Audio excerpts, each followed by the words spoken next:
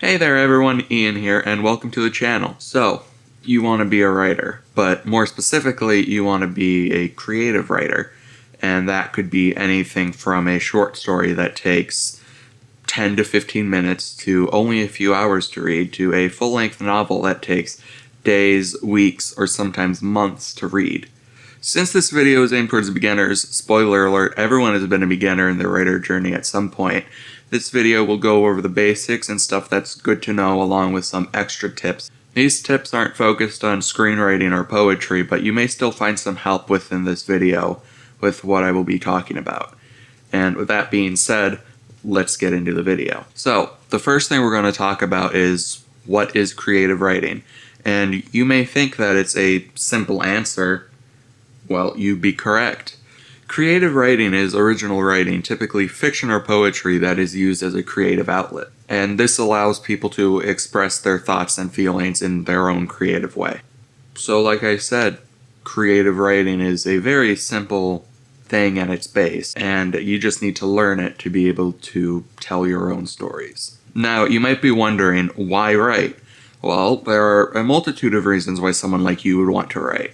One of these reasons could be stress relief, or an emotional outlet. Maybe it's your preferred medium for art, or maybe it's just an escape from the world around you. And there's many more reasons why, but you can have your own. Everyone has their own. I have my own. So do any authors you see around the world publishing their books for everyone to read. For me personally, the main appeal to writing would be probably making characters and worlds and stories that no one has ever seen before. And while none of it is technically original, because everything has been done by now, especially in the field of writing, it's just the feeling of freedom with the characters and everything else you do that brings me towards writing. So as you can see, everyone has their own reasons to write, and you have your own, just like I said previously. And your reason is always going to be different from anyone else's. So find that reason and roll with it. So now we're going to move on from telling why you should write into what you need to know to be able to write something that people will love. And these would be the fundamentals of writing. And everyone has their own list of fundamentals in their writing and other forms of art, but what we have here is my list of fundamentals for writing. So the fundamentals on my list are grammar and spelling, plot, conflict, character, setting, tone, theme, and point of view. Now, I have different reasons why each of these are on my list of fundamentals for writing, and what I'm going to do now is slowly, or quickly rather, go through each of the terms on my list of writing fundamentals. So, grammar and spelling. Those are the basis to language. You need to know how to spell correctly, and you need to know how to do the grammar of your preferred writing language. Without grammar and punctuation, no one will look at you like a real writer, because when people think of books, they think of proper grammar, proper spelling, the world, and the characters in it. Some people may even not read at all if they see that the grammar and spelling is not at the level they would expect. Plot is one of the three building blocks to writing. Plot is what moves the story forward. The plot is what happens. However, I don't like to look at it like that. I like to look at the plot as what happens to the characters and how they change throughout the story. And I got this thought process from another user on YouTube named Abby Emmons, who has taught me a lot about writing. You can find a link to her channel linked in the description below. But anyway, the plot is what happens to the characters. How do they change? And it's important to go through that, because without a plot, why do your characters exist besides just existing in an empty world full of nothing? The conflict ties directly into the plot. The conflict is what the heck is going on in this world. So you could have a good guy and a bad guy. Typical antagonist, protagonist. And these two characters have a conflict of interest, and they bash their heads together throughout the story. The protagonist is trying to stop the bad guy, or the antagonist, and the antagonist is trying his best to slow down the protagonist. Without this conflict, again, there would be no reason for the adventure or the story that the characters go on to happen. And without conflict, your book will be very boring to most people. Characters are the second building block to writing. Characters are what fill your world. You may have plants, you may have animals, but your characters, your protagonist, your antagonist, your side characters, your supporting characters, all of these fill your world and fill it with life. And without these characters, well, who's going to move the plot forward? Why does your world exist? Without characters, you can't have a plot because there would be no one to push it forward. Without characters, there would be no world because why would you make a world when there are no characters to fill it? Characters are what I consider to be almost more important than the plot of the story, because you can have an amazing plot that sucks people in and makes them love the world you make, but who's going to want to read about boring characters who are one-dimensional or are annoying or are sad all the time? With the characters, you have to make them live, make them real, make people resonate with them. Because if you don't, someone may put the book down because they just don't like the characters you've made. Next is the setting or world building.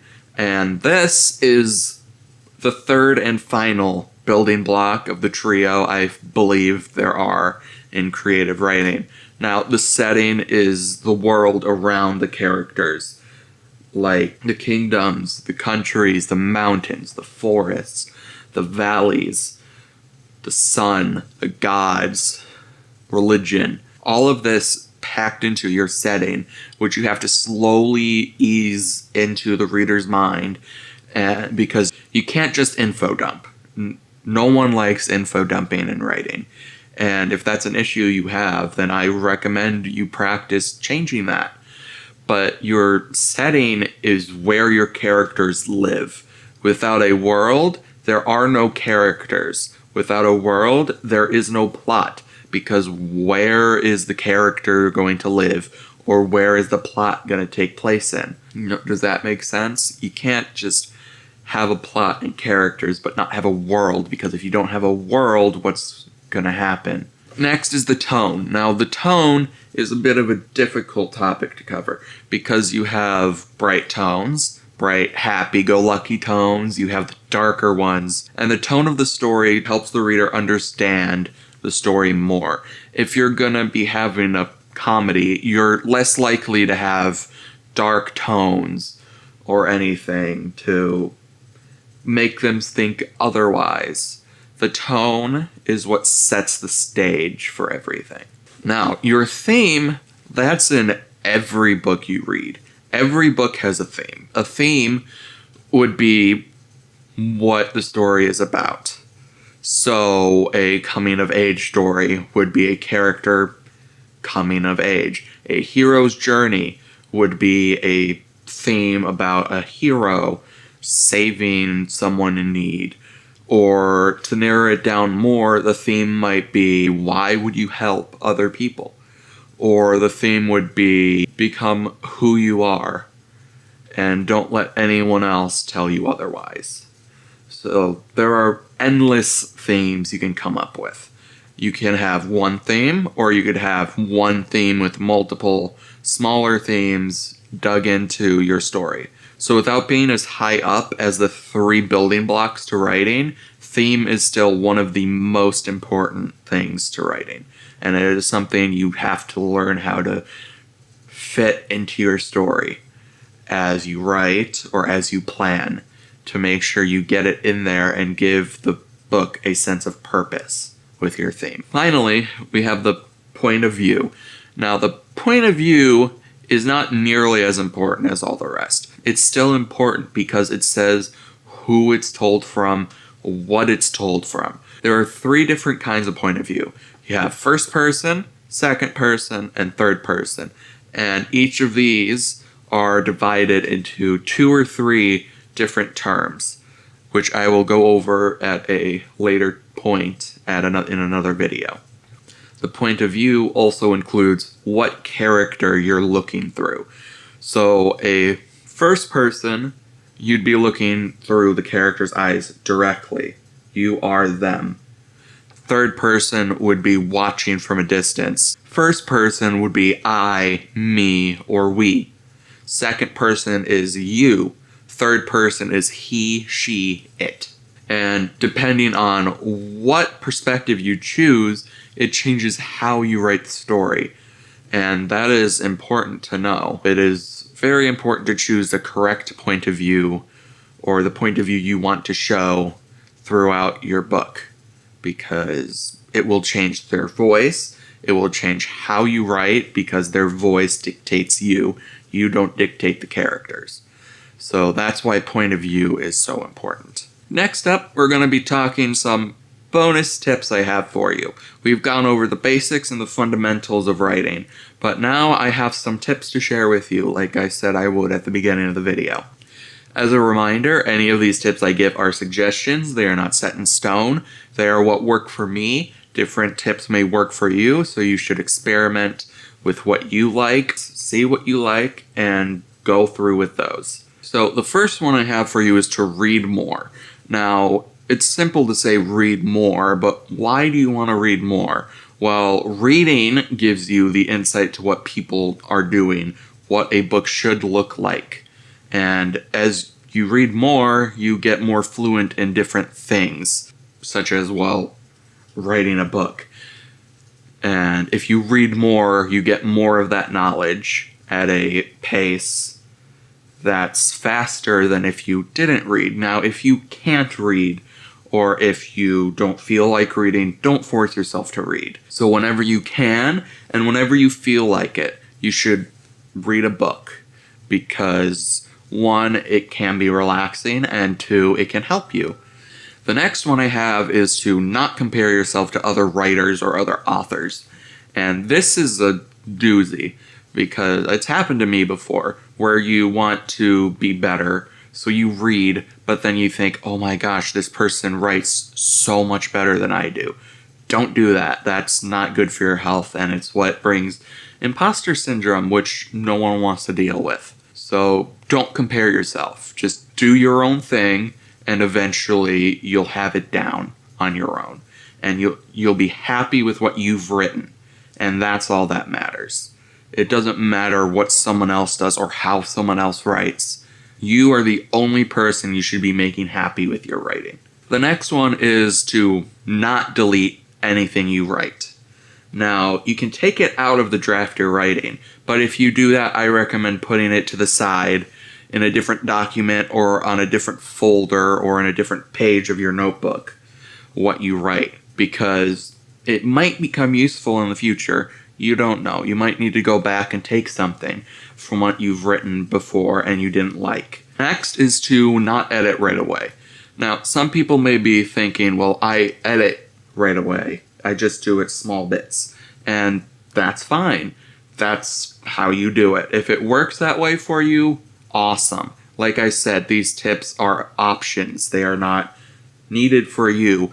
But here is why I recommend not doing that. What it can do is bog you down in writing. So if you're on your first draft and you absolutely hate that new 10th chapter you wrote, don't go back and edit it yet. Go forward, because editing is going to have to happen anyway. Why bog your writing down when you can speed through the writing process and be done with your book sooner, instead of being stuck editing a chapter for a month before you move on to the next one? Next, try to find a writing group or community. You can find these on Discord, on Facebook. You can find them on the NaNoWriMo site. You can find them anywhere on the internet if you look. And there's also probably some writing clubs around where you are that you could go and attend. A lot of them are free. Some of them are paid for. However, you can find a ton of them for free. And these groups will help you come to terms with your writing, help you improve, and help you do all of that. And I found a community a few years ago on Discord, and I met one of my best friends there, and we have been talking writing for over 2 years now. You can find some of that too. I give a ton of credit to my friend, and she knows who I'm talking about. That friend has helped me so much with writing. So did that community I found. That community helped me level up my writing a few years ago, which was exceptional. And I would suggest it for anyone looking to write. And my last tip is to just have fun. That's what you're doing with writing. That's what art is for you to have fun. Well, now you may be asking, what now? I know all these things and I know some tips, but where do I go from here? Well, I have a suggestion for you. You can start writing however you'd like, but here's what I recommend. First, pick up a pen or pencil or open your laptop and you just want to start writing. And it may be bad, it may be awful, but that is perfectly okay. Nothing is perfect. Everyone starts somewhere. Even if it's bad and you just start, you'll get better at it as time progresses. Just like anything else in this world. During these beginning stages, you might think about giving up, and that's normal. Every other author and writer has had the same issue as you before. They kept pushing, and they got better and better and better. And now look at where some people are. Multi-millionaires with their writing. However, they've also felt like giving up at some point. They've made thousands of mistakes. It's been a difficult run for some of them, and it's taken longer than others. But they haven't given up. They keep going, and that's what I think you should do. Because if you keep pushing, you'll get better at it. But again, the most important part of this is to have fun. And that's it. That's my beginner's guide to creative writing. I hope it helped you to understand the basics of writing and creative writing in general. If it did, be sure to drop a like and subscribe if you haven't already. I will be posting videos like this every Sunday from now on. Comment below on what you'd like to see next in the channel or how I could improve what I have for you in the future. I hope you guys have a great rest of your day, and I'll see you guys next time. Bye!